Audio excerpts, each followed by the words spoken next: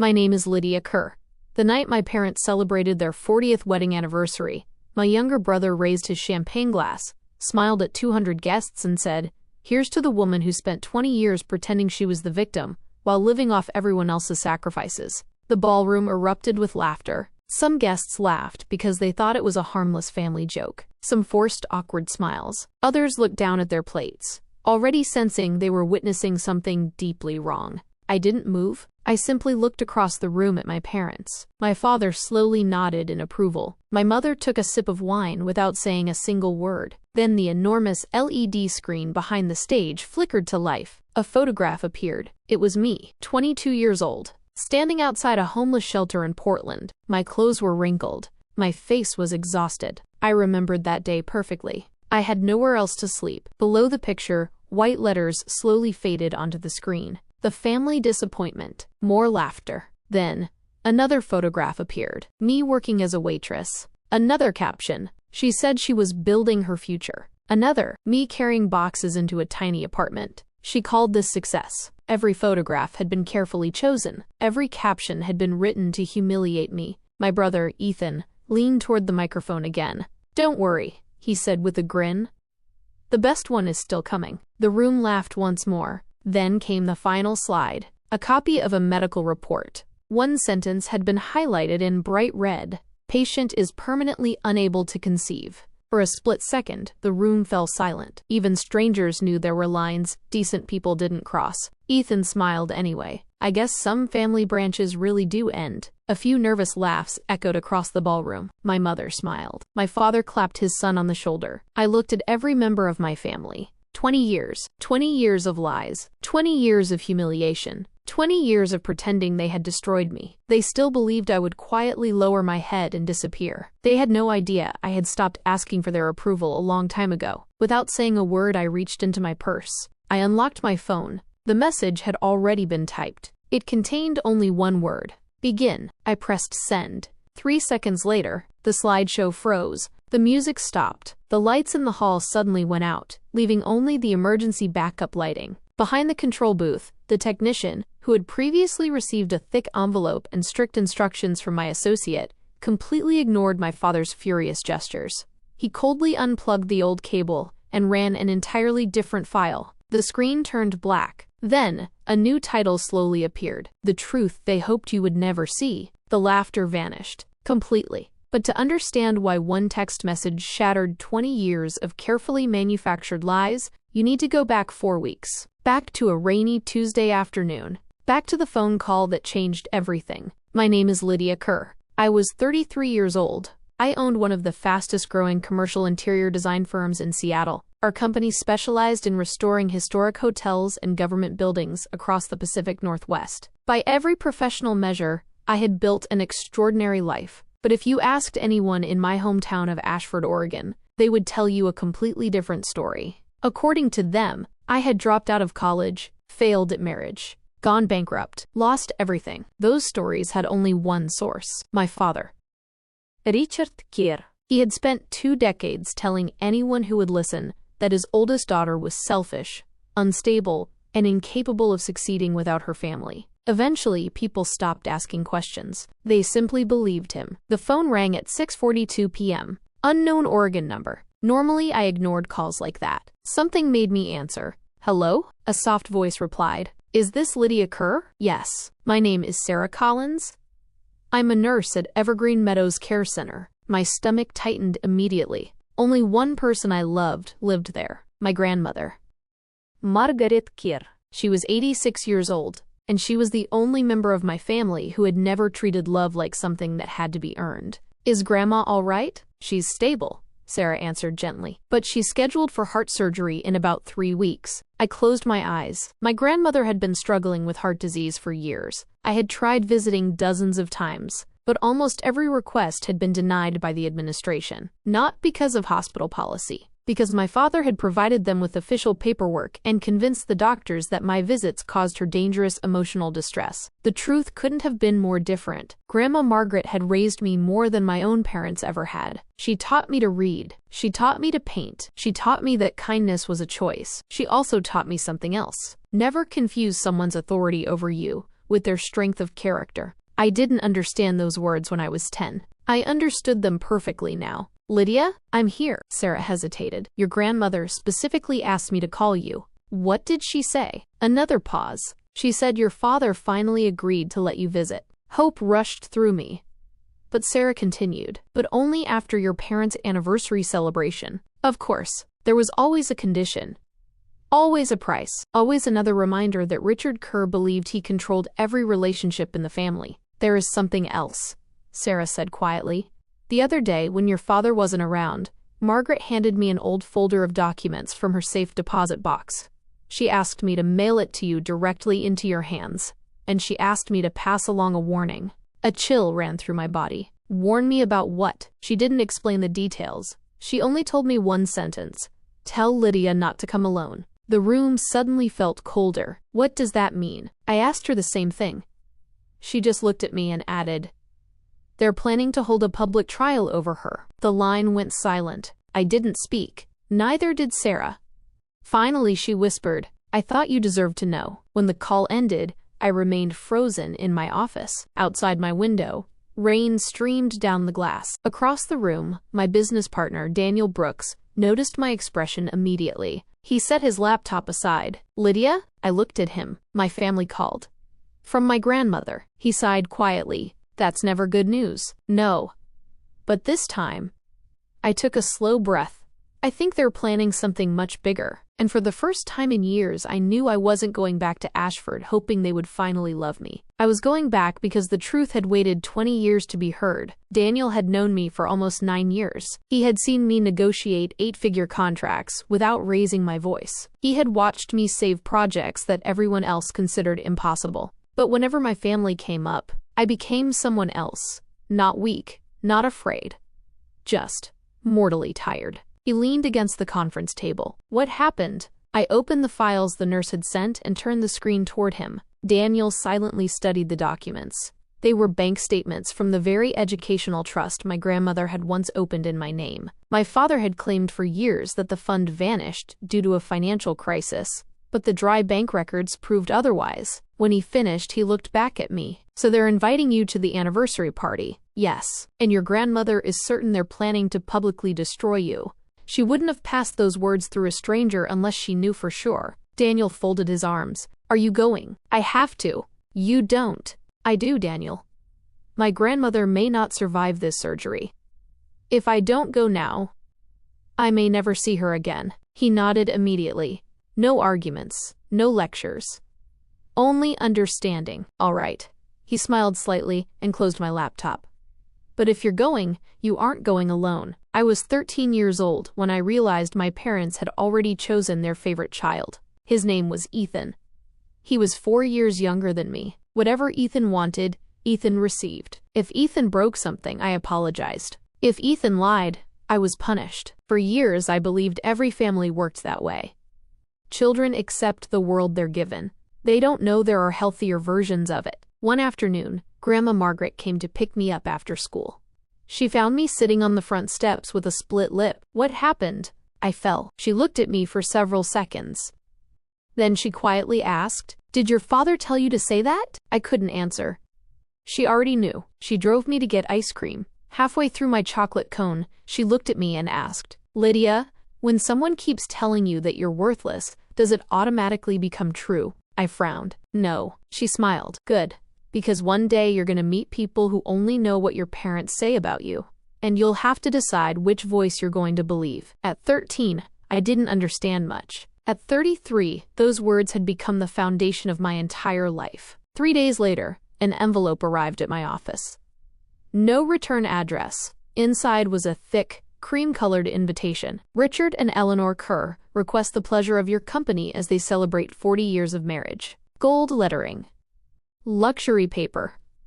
Expensive. For my parents, the external image had always been more important than the substance. The invitation contained a short, handwritten note. Business formal. Please arrive before 6.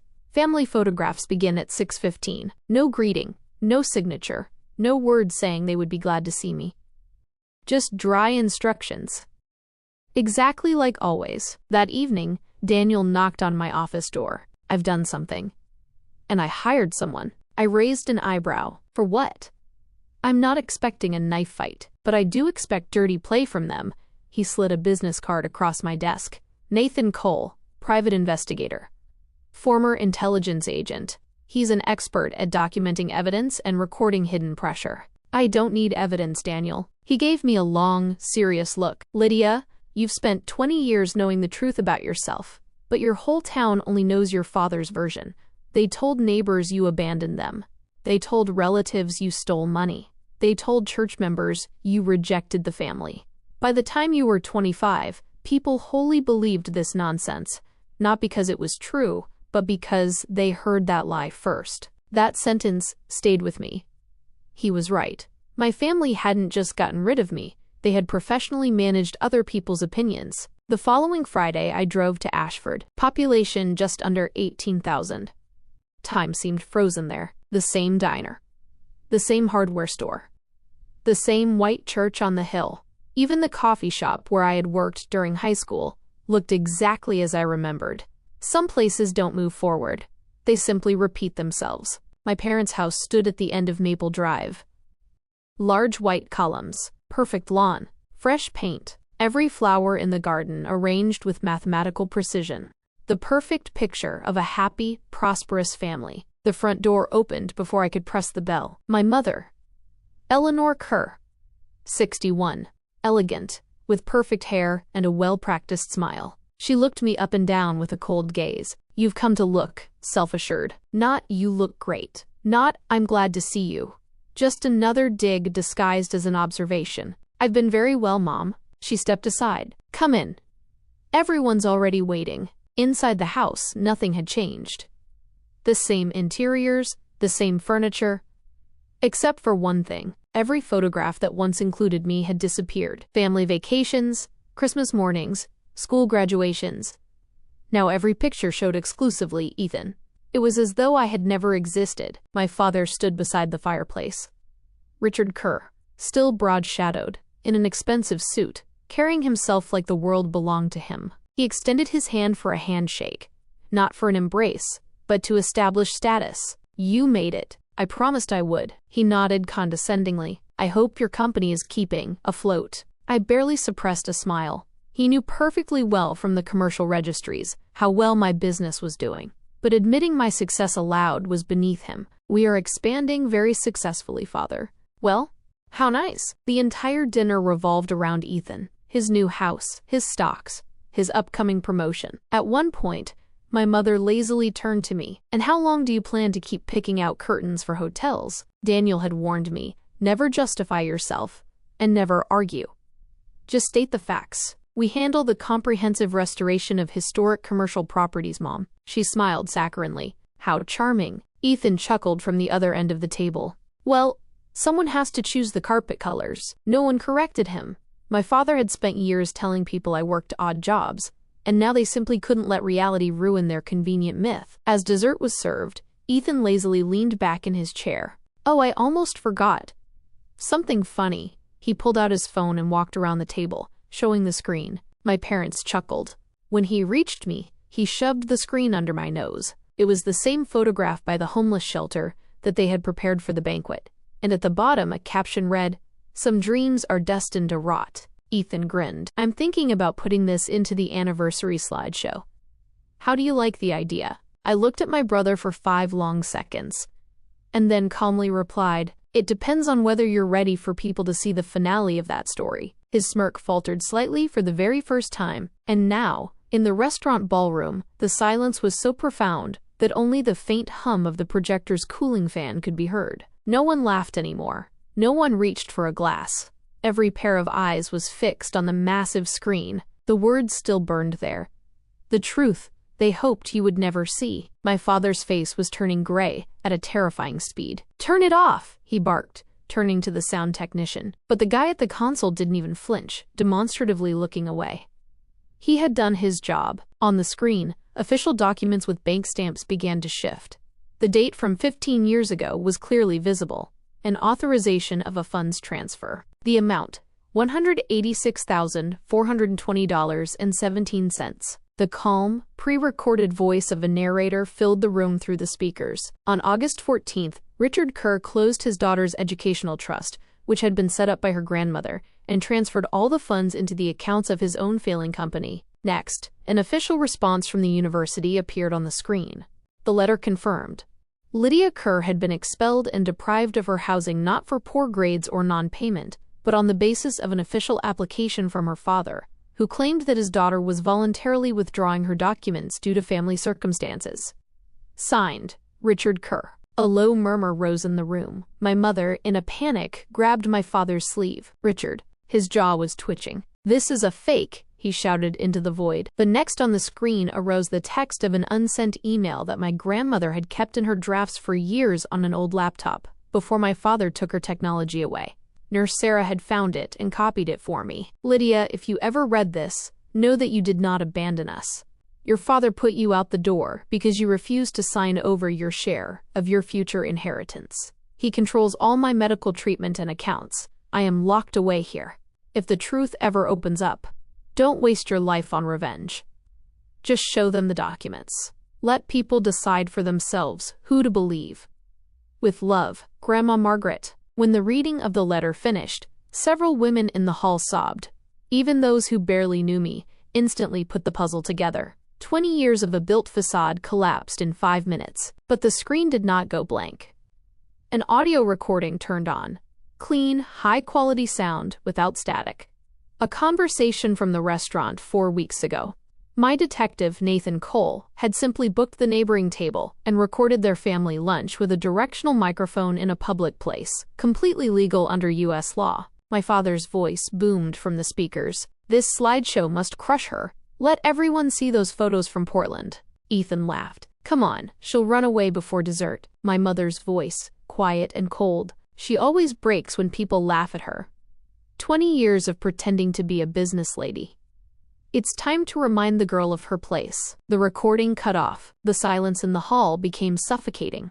The guests began to look at one another. In this silence, the verdict was clearly read. My father tried to take a step forward, but his authority had vanished. Former friends, business partners, neighbors, they all looked at him with disgust and icy condemnation. Several guests began to silently stand up, gather their things, and head for the exit, not wanting to remain in the same room with these people. Amidst the general movement, an elderly man pushed through to the stage. Our parish pastor, William. He walked up to the edge of the podium, pale and shaken. He looked up at me, and his voice, amplified by the silence, trembled. "Lydia, forgive me. I listened to your father and spent years praying for your lost soul, using you as an example in my sermons. I should have spoken to you myself before judging." Ethan, in a frenzy, snatched the microphone from the host. "She's lying about everything. She's manipulating you. You don't know what a monster she is." I calmly walked up onto the stage. I took the second microphone. There was no anger on my face. "You're right, Ethan," I said softly. "They don't know what I am like, because for 20 years, not a single one of them ever asked me about it." I turned to my parents. For 20 years, I tortured myself with the question, what did I do wrong? Why did my family treat me this way? And only today did I realize the answer. I did nothing. I didn't lose my family. It was they who decided to lose me. I shifted my gaze to the thinning room. I didn't come here for revenge. I came so that my grandmother could undergo her surgery in peace, knowing that the truth has finally come out. That is all. I placed the microphone back on its stand and walked toward the exit. No shouting, no drama. Daniel was silently waiting for me by the doors, holding my coat. The next morning, I was at Evergreen Meadows. Grandma Margaret was sitting in her armchair by the window. An iPad lay on her lap. Nathan had organized a live stream from the hall for her. She smiled faintly as I walked in. "I saw everything, my dear." I hugged her, swallowing tears. "I was afraid I went too far." "You did what you had to do." Grandmother tightly squeezed my fingers. "Now they can never rewrite your life again." The heart surgery was performed 4 days later. It lasted a long 6 hours. Every minute felt like an eternity to me. But when the cardiac surgeon came out into the waiting room, he smiled. "She made it.